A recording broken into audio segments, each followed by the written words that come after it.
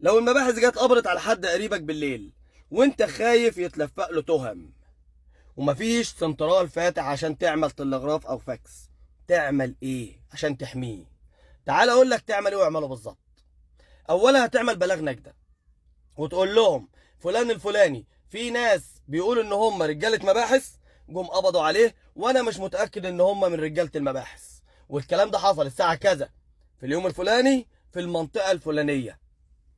وبعد كده تاخد منهم رقم البلاغ بتاعك وتروح تعرف هو راح فين بالظبط في انهي اسم، وتعمل بلاغ على الاسعاف وتقول لهم فلان الفلاني اللي موجود في الاسم الفلاني بيموت مننا، الحقونا. انا عاوز اثبت حاله بالاسعاف وعاوز اثبت حاله ببلاغ النجده، عشان بعد كده تبقى انت تحميه من اي تهمه ممكن تيجي عليه، الا اذا هو كان فعلا مرتكب تهمه، وقتها مش هتنفعك لانهم بييجوا ينفذوا عليه التهمه اللي عليه. تمام يا ابطال؟ سلام عليكم.